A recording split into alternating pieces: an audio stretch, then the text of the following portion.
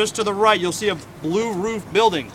This blue roof building is the former Czech Polish NSC camp, but is no longer being used. North Korea says they staged their quick reaction force in there, but me and PFC Mitchell have seen no one go in or out of this building, so we come to name it the Slow Reaction Force. If you take this monument, it actually talks about it on this monument straight ahead. You'll see the A-frame building in the pine grove straight ahead about 1,000 meters. This A-frame building is the North Korean People's Peace Museum. It is ironically named this for it houses 2 of the axes used in the 1976 axe murder incident. Just to the left of that, you'll see the Bridge of No Return. If you count 4 trees back, you'll see the monument or a break in the trees. This monument is dedicated to the two officers who were murdered that day. If you just look on this side, you'll see the open grass area. That is the focal point for the 1976 axe murder incident. And then you'll see the blue checkpoint. This is checkpoint 4.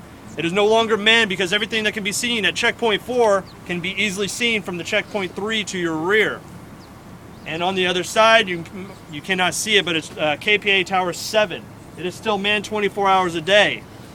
It is just outside the joint security area, so they're allowed to carry, well, I don't know, allowed, but they carry bigger weapons than we do. That's why when we go down there, we will stay on the bus, and you may take pictures of the Bridge of No Return and the Axe Monument when we get down there. Just to the left of that, you'll see parts of Gyeongdam because of the fog. The flag is actually flying not well at all today, for it has a dry weight of 600 to 700 pounds. It takes a large gust of wind to get this flag flying. And we notice some of the buildings in this village are fake or not being used because most of the windows and doors are actually painted on. And when the village is rarely lit up at night, the top floor is bright, and for every floor going down, the light gets dimmer and dimmer. So it's basically a hollow shell with a light bulb at the top. Well, actually the flag's flying well there. But just to the right of that, you'll see the last blue roof building. During the day, if it wasn't foggy, you'd be able to see the Kaesong Industrial Complex. Houses over 120 companies, but no longer, like Gyeongdam, it's abandoned. No longer being used because North Korea will not allow any South Korean workers in this area. I mean, in their area. And behind it is the Kaesong Heights. That's where North Korea says they stage 90% of their artillery within range of Seoul.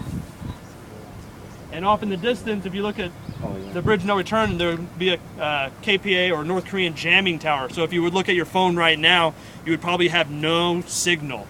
The North Koreans use their jamming towers throughout their whole borders to keep their citizens from the outside world.